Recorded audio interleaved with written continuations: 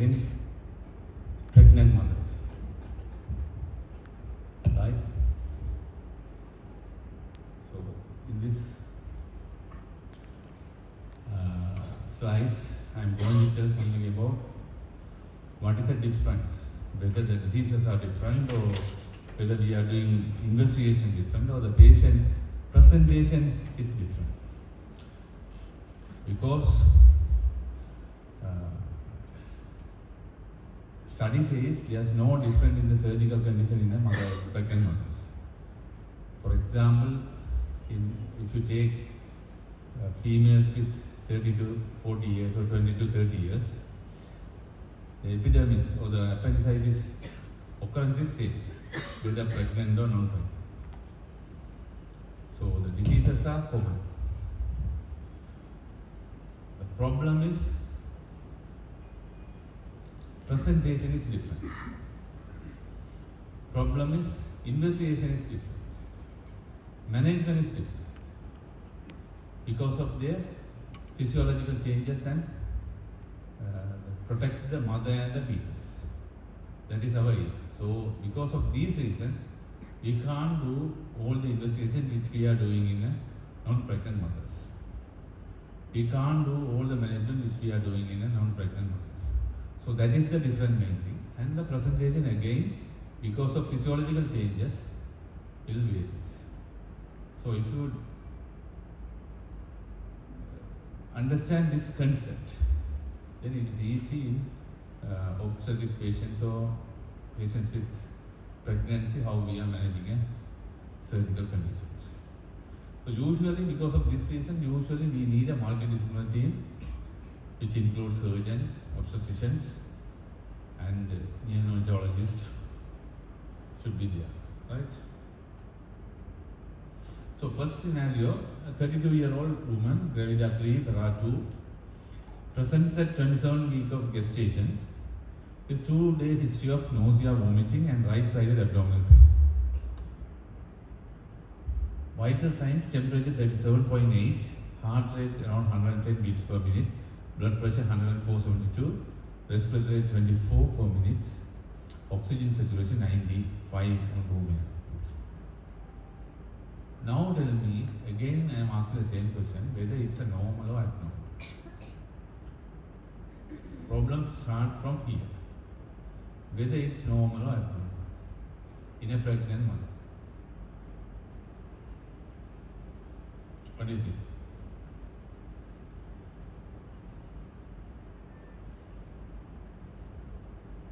Abnormal.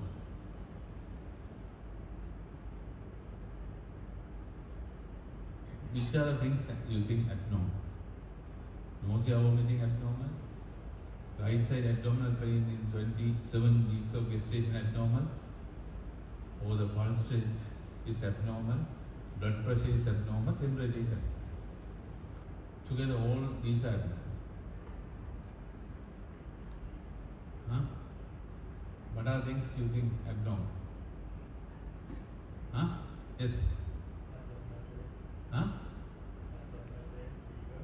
Abdominal pain, fever, tachycardia, okay. Any of the medical officers who are working in the obstetric ward? Anybody here? What is acceptable pulse rate in a 27 week of gestation?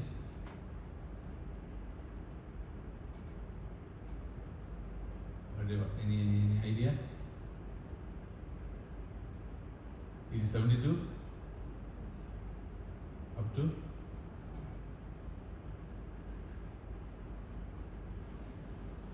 72 beats per minute adult, 100 is a tachycardia. What is that? Acceptable rate. It's around 90-95 is acceptable in a 27 week, sometimes more than that. But 110 you can take it as slightly higher than acceptable, but it is not a tachycardia for them. It is not tachycardia for them. It is a normal person, it's a tachycardia, but for them it is not a tachycardia. But anyway, we assume that it is increased pulse rate. Because hemodynamic status is different, they have more volume, they have less hemoglobin level, diluted hemoglobin level, and mild fever is normal one, or maybe it is associated with pregnancy or maybe an infection.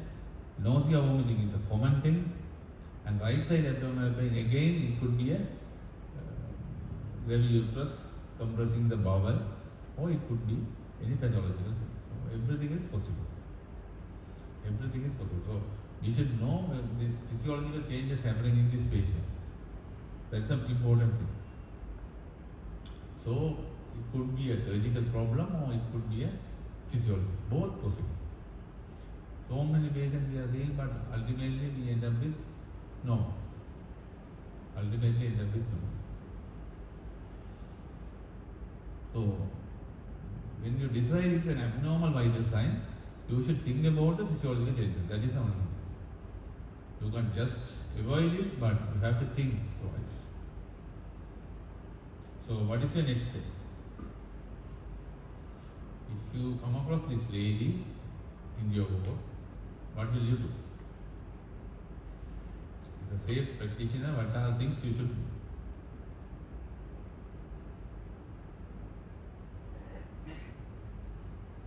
What are the evaluation? What are the things you should do?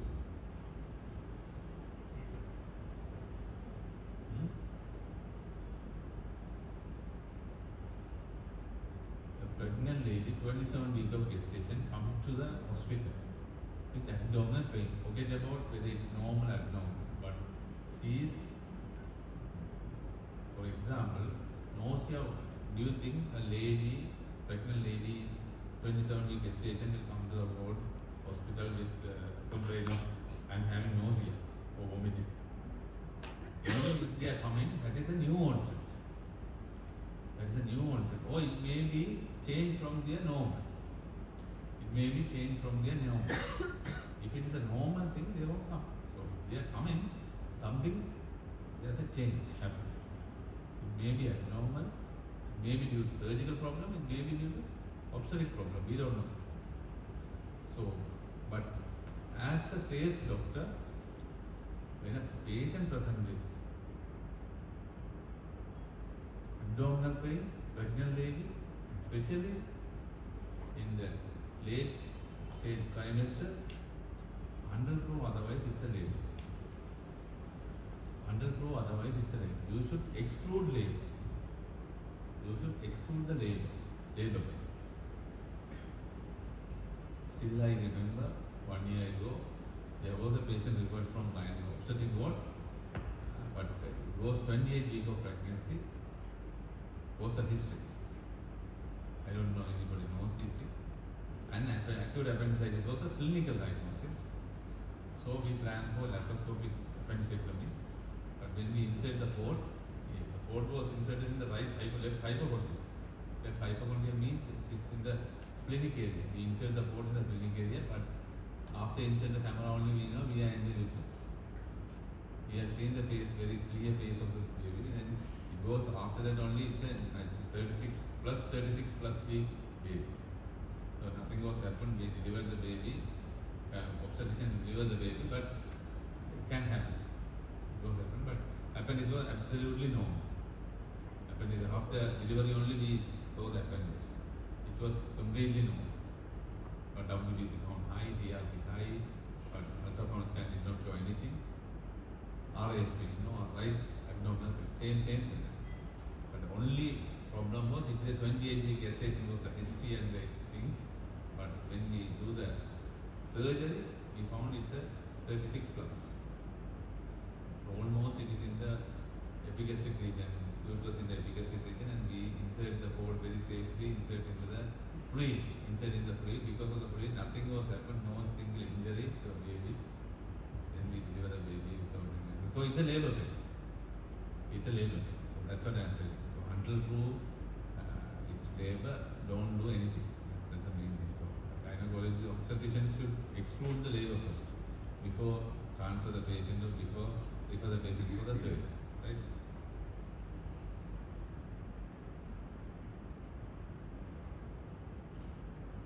So we should confirm what is happening in the baby and the mother. That is important. Whether the patient is on labor or her cervix is elongated, dilating, and baby is active.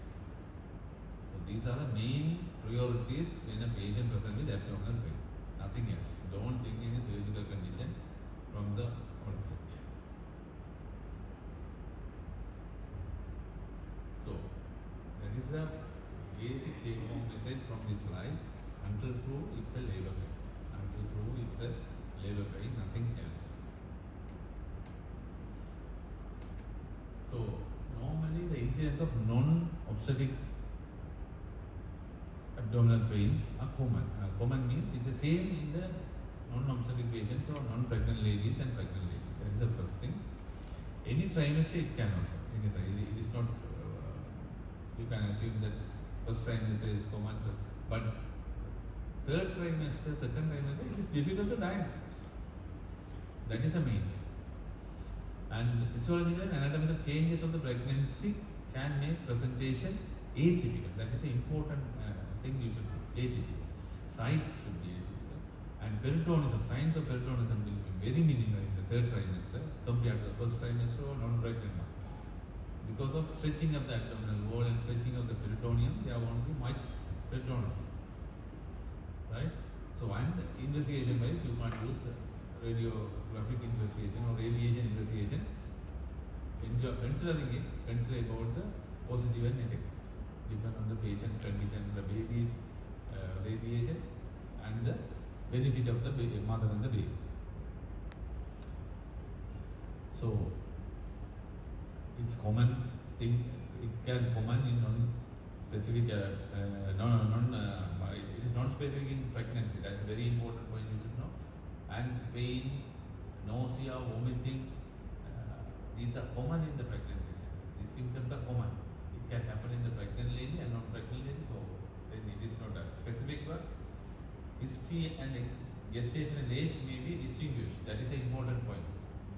Depend on the history and the gestational age, whether it's 10 weeks, 20 weeks, 30 weeks, versus common benign condition we can exclude. Like appendicitis. For example, first trimester appendicitis is usually in the RH region. Second trimester it is usually in the lumbar region. Third trimester usually in the right hypochondrium. That is a normal thing.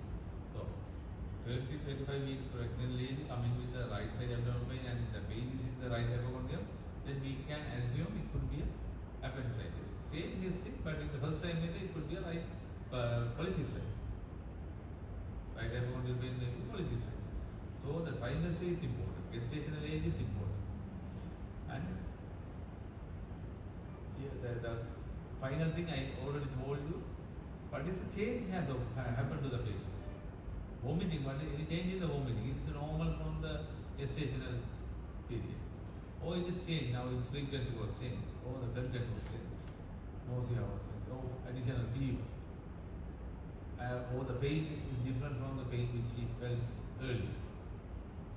And it's whether it's an acute abrupt symptom or it's a chronic one. So these are the important points in the history. So in the examination again, because of displacement of the viscera due to the uterus, the classic presentation will not be there. For example, tenderness, gardening, rigidity, you won't get it. Because most of the time it is under the uterus, fundus of the uterus. Cecum will be under the uterus. So you won't feel the appendix straightened. So there's a cover. And minimum peritonism, signs of peritonism also minimum. So, especially in the third trimester, especially you can't see any of these signs in the third trimester. So, whatever thorough examination is important. That is very important. Thorough examination, lateral wall examination, especially rather than the anterior abdominal wall, lateral wall is important because most of the bowel will stretch from the center part of the abdomen. Usually it is stretched in the center part, from the center part. And patient should be positioned in the supine position, but patient unable to lie down in the supine, you can examine, you may need to examine the patient in the lateral position as well, then better position is the left lateral position. Scars, any previous scar or any hernias is important, because that may be the reason for the pain and the obstruction. So when possible, you can get the tenderness, guarding and rigidity and masses other than the gravidulitis. Whatever, absence of the physical signs will not exclude surgical conditions. That's the important thing. Because the patient is having soft abdomen, because there's no signs of guarding rigidity, you can't tell this is not a surgical condition. You can't tell. That's a big negative thing in the examination. As like normal patient, we can't do. Because of that reason, we usually do the series of examinations. Morning we do, morning and evening, next day, to assess any changes we can. But most of the time, if it is under the uterus, very rarely we can come across a problem. So again, continuation of this scenario, the pain worsen with movements, patient telling worsen with movements. And new onset associated with nausea and vomiting and chest. So this nausea and vomiting, patient telling it is not my normal nausea and vomiting, it is new onset for the last 2 days. Again, the physical examination, moderate tenderness to deep palpation on the right side of the abdomen at the level of the umbilicus. No involuntary guarding or rebound. So now it's more or less clear picture is coming. The important sign is pain worsen during the movement. That is again a sign of peritonism. They won't have tenderness or minimal tenderness. Guarding will not be there, but they will tell, while I am coming on the hospital with 3-wheeler, I felt some pain during the shaking of the 3-wheeler. So that is a big history, but it is a good sign. It's a sign of peritonism. So again, the physical examination also, very rarely you can get the tenderness and things, but if it is there, 27th week of pregnancy, if it is there, then it's a good sign. So in this step, and we exclude labor, what is the next step? What is the next step? Important things in the lab test, inflammatory markers very important. Inflammatory markers very important. Radiological investigation, ultrasound scan is important. But again, most of the time, ultrasound scan will not be the final, will not give a final conclusion because hidden by the bowel and the uterus. Right?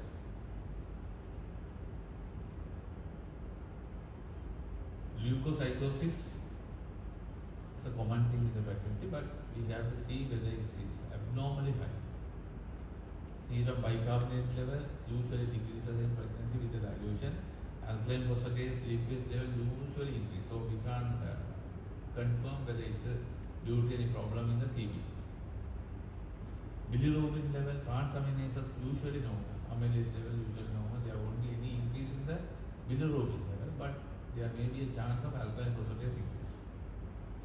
Lactate usually normal. So this test, you should know this theory. Then only we can work out with the results.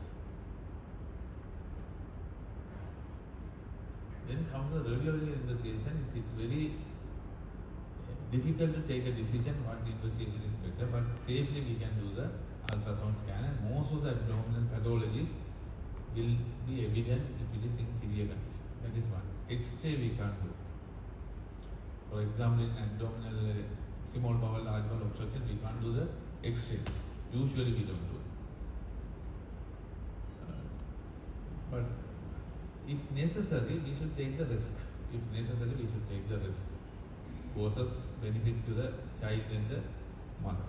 So that is we can do.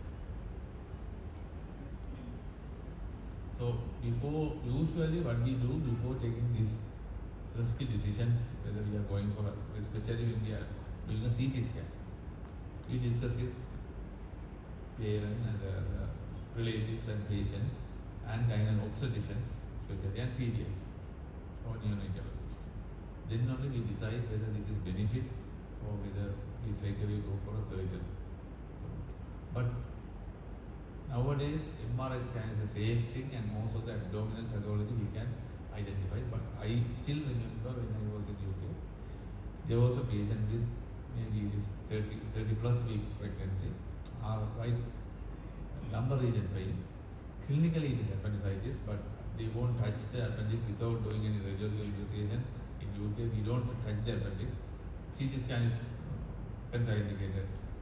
Then they have done the MRI scan. MRI scan normal. MRI scan normal, but patient was deteriorated clinically as well as laboratory investigation. Then we have done an open appendicectomy, as there is no space, 30 plus.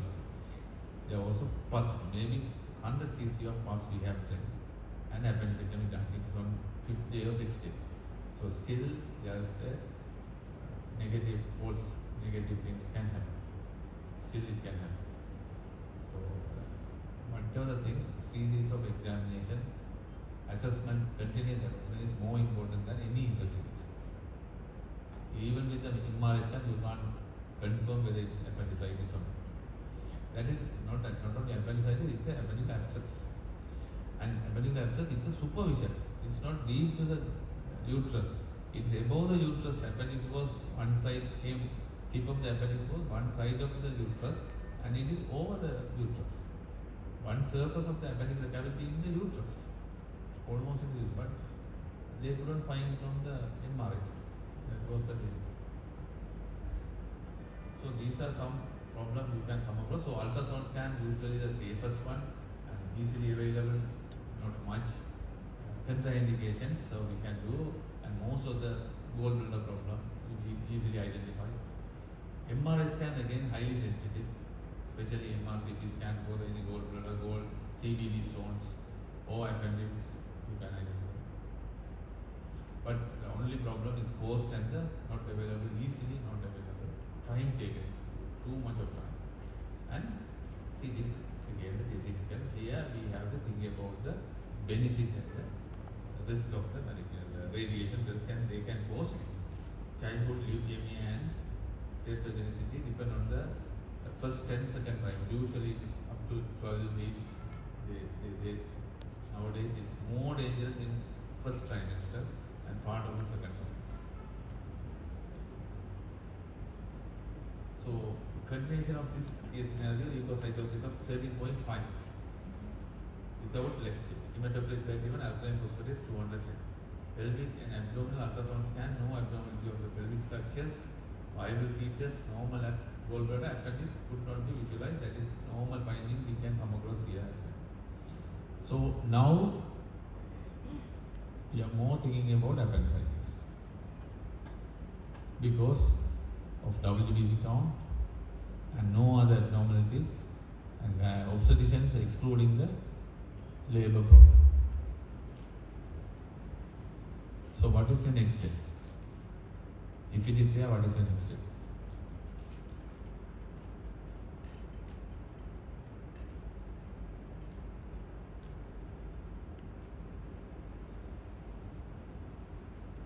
In Sri Lankan setup, what will you do? Two things you can think. One, if it is a normal person, non-pregnant patient, we will do the diagnostic ultrasound. That is the same. But in a pregnant lady, we can do something happened to baby. Then it is a big legal problem. Not only here, any part of the world. So definitely, when you are doing an appendicectomy or when you are doing the surgery, even in Sri Lanka, you should have a diagnosis in your hand. Minimum, we should do the MRI scan. Minimum, we should do the MRI scan. Without doing, we can't do anything.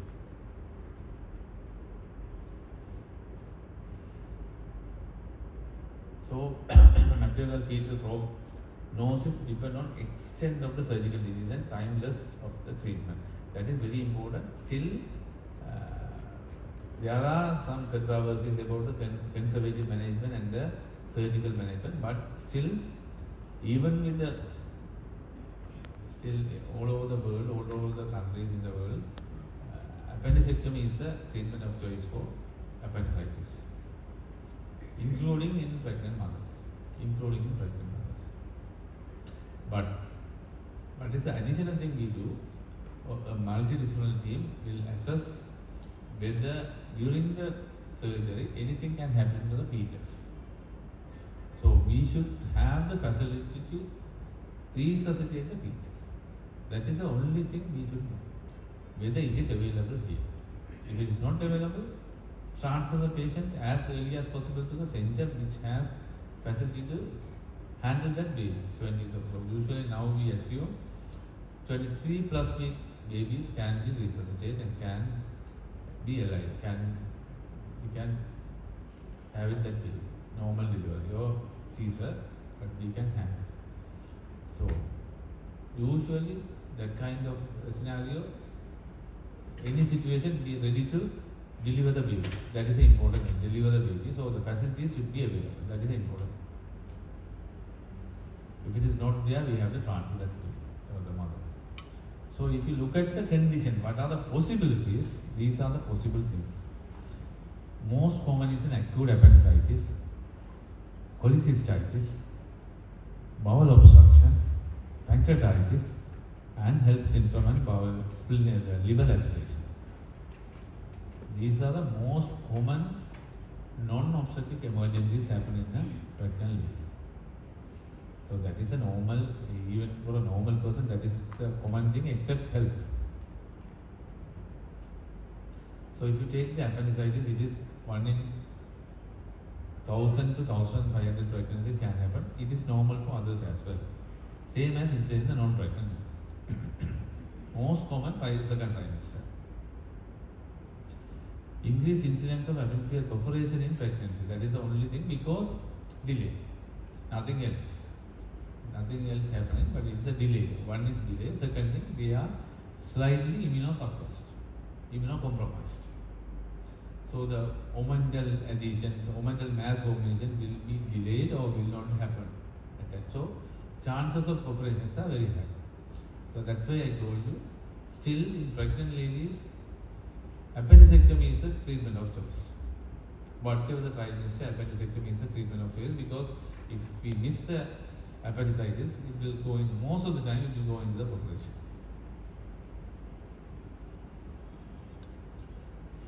So again the symptom, I don't want to go over that again, but same thing will happen. Usually ultrasound scan, sensitivity ultrasound scan decreases with progression of the pregnancy, and MRI has high negative predictive value. That means if MRI is normal, very rarely it could be a appendicitis, very rarely, but I told a story, yeah, it was happening. So whatever the MRI scan and things, it's depend on the radiologist time and their reporting, right? Nothing else, no. Because it is very not common. Appendicitis in pregnant is not common, and interpreting that condition is not common. So then the rare things, when rare things happen, mistakes will happen. So basically within 24 hours after diagnosing, within 24 hours we should do the appendicectomy. Laparoscopy is safest in all 3 trimesters. That is a big study report. All 3 trimesters still it is safe. Even we have inserted the cord into the uterus, it is safe because it won't cause any problem. And you should know about the antibiotics as well, but usually non-complicated appendicitis, non-complicated means non-perforated appendicitis, it is not necessary to give any post-op antibiotics, right? After removal of the appendix, prophylactic antibiotic or antibiotic on the time of surgery, and after 12 hours, we don't continue the antibiotics. So if you take the cholecystitis, second most one, whatever is common in pregnancy because of their physiological changes, and spectrum of gallstone diseases can happen due to these stones. Normally it may be asymptomatic in 85% of population, but 15% it can cause biliary colic, cholecystitis, CBD stones and cholangitis, pancreatitis, or it may be complicated biliary disease like abscess formation, gangrene and perforation of the gallbladder. So anything can happen. These are very rare possibilities. So when you diagnose these things, you can categorize as a 3 varieties. One, asymptomatic stone, nothing to worry, reassurance and discharge. We don't do anything, especially in pregnant people. If it is a biliary colic, no acute infection inflammation, again it's a routine date. We don't give any early date, routine date. If it is possible, after the pregnancy. If it is possible, after the pregnancy. Acute cholecystitis, if you diagnose it, you can start the antibiotic, but cholecystectomy in early days, because there are high chance for failure in the medical management. There are high nowadays. That's why the hot cholecystectomy is nowadays running overlapping or overriding the traditional routine cholecystectomy, because the failure rate of medical management are high, and then what is happening? These patients who are undergoing failure in the medical management, complication, high number of complications in the surgery, high number of complications in the management. Pyosis of the gallbladder, perforation, biliary peritonitis. During the surgery, there may be damage to the CPG, leak after the surgery. All these are very high in that failure population. So what they are suggesting, as possible as early as possible, we should do the cholecystectomy, especially in the pregnant ladies. So in the medical management, pain control, antibiotics are the mainstay of treatment, and timely surgery depend on the expertise and availability of the theatre. Antibiotics alone have been shown to have higher incidence of recurrence, readmission, and possibly worse maternal and fetal outcomes. This is in the pregnancy, but even in normal person also this has worse outcomes, right? So that's why they are doing the early cholecystectomies. So complicated means, as I told you, maybe a CVD obstruction or cholangitis. It can be even sometimes an abscess formation, pyosil also can be there, or maybe it causes pancreatitis. So depend on the complication, patient may need ERCP and removal of the stone. Again, here there is a little radiation to the baby, but that is acceptable. Compared to the X-ray and the CT scan, ERCP radiation is very minimal, so that is acceptable. If it is acidic cholangitis, it is urgent, and within 24 hours we should decompress. Within 24 hours we should do the decompression. So, if for the purpose of diagnosis, we can use the MRI scan. Ultrasound scan is not clear or it's equivocal, then we can do the MRI scan. But as early as possible, we should come to a diagnosis and do the ERCP and relieve the obstruction. Third thing is a bowel obstruction, which is another common thing. Usually peak in the third trimester because of minimal space in the abdomen, especially in patients with ostomy, colostomy, ileostomy, or whatever the stoma, or previous surgeries. So if we diagnose, whatever the reason, if we delay the diagnosis of bowel obstruction, definitely it causes bowel infarction and perforation. That leads to sepsis, leads to maternal and fetal bad outcome. So early diagnosis is very important in the bowel obstruction and early treatment. Again, the symptoms are non-specific. That's an important thing. And abdominal distension also will not be very much significant, but we can see some distension from previous change. Peritoneal signs will be visible because if it is a generalized peritonitis, we can see some signs. If necessary, we do the abdominal X-ray, if necessary. Or we can request for a MRI scan. Better do the MRI scan if you have any equivocal things. But important thing, you should do the clear examination, especially any hernial orifices. Femoral hernia should be excluded. Before doing anything, femoral hernia should be excluded because that is one of the big thing we miss during the examinations. So again, the treatment is same as usual. Fluid resuscitation nil by mouth, NG tube will be there. Then if you diagnose what is the area of thing, stabilize the fetus, get the consent for delivery of the baby, whatever the trimester, something can happen, and facilities should be ensured. Then we do the, if necessary, empirical antibiotic, but mainly need the surgical. Fourth one is an acute pancreatitis. It can happen maybe due to stone diseases or maybe due to diabetes, lipidemia, preeclampsia, hypertension can cause, or acute liver failure also can be this. So diagnosis again, it's very difficult because clinical diagnosis will not be there. Radiological and the serum amylase will give a clue. MRC, we can go for the MRCP. As usual, consent criteria here they have mentioned.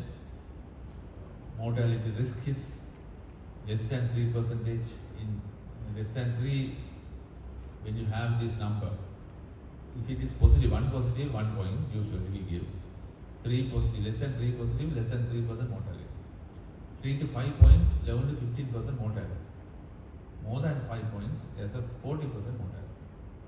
So this, again, this needs 48 hours to come to a conclusion, whether the patient is having what kind of mortality, but immediately we should communicate with the patient and relative, this is a situation, but patient should be managed in HTU or ICU. Usually it is prognosis worsen compared to the normal person, right? Aggressively we should start the resuscitation. Pain control is very important, and the nutritional support. These are the main thing, but in addition we should evaluate for the etiological factor whether we can correct it. For example, stone disease or something like that. If it is there, we should do the ERCP and stone removal and early cholecystectomy advised to prevent recurrent pancreatitis. And plasma exchange if hypertriglyceridemia, but usually how do we manage the hypertriglyceridemia? Usually very messy, 1000, 1500. How do you manage usually? What is the first line management? Any medical? How do we manage medical management rather than plasma exchange? Any idea?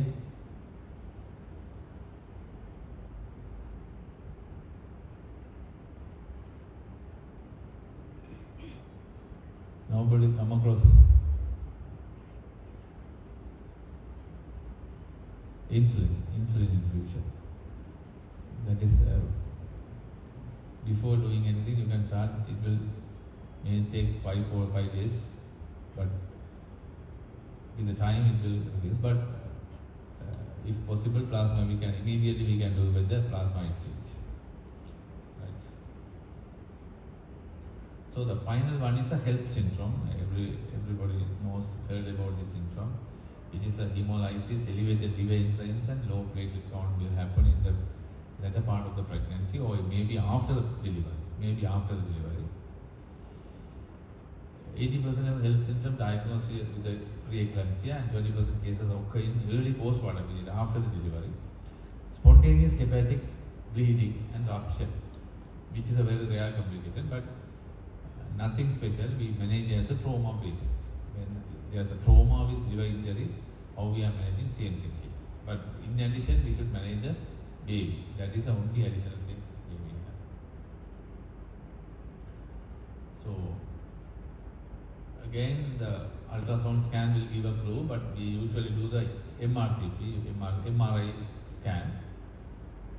Then immediately if we identify, if conservative management is the first step, fail, laparotomy, and we do, usually the patient will be 28, 30, more than 28 weeks of pregnancy, so deliver the baby. to reduce the eclampsia and other problem helps it from. And then we packing of the liver and usually the conservative management, surgically conservative management.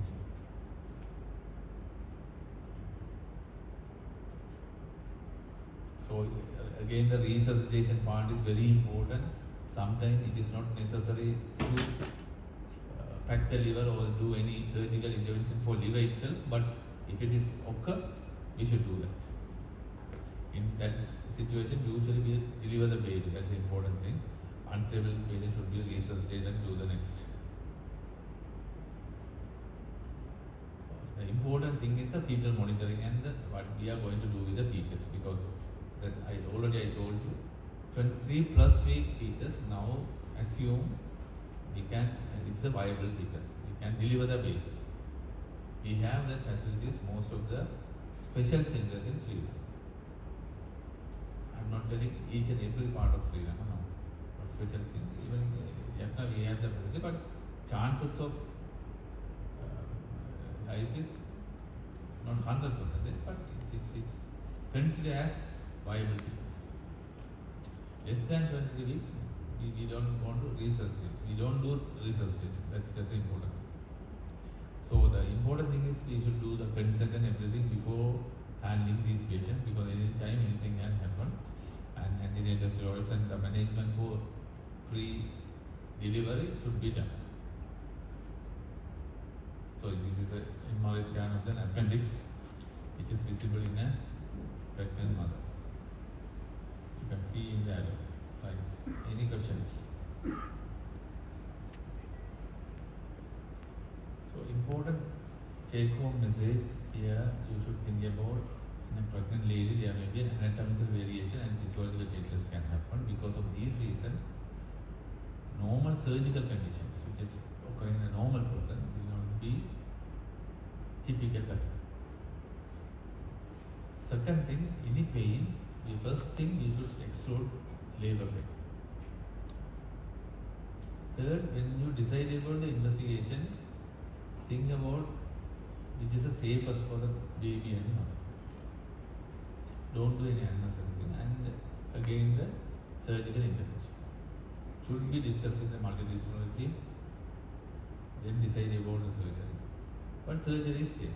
Any trimester surgery, laparoscopic or laparotomy is safer rather than managed conservatively, especially in the appendicitis and cholecystitis.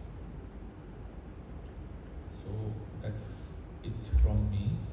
Anything you want to ask?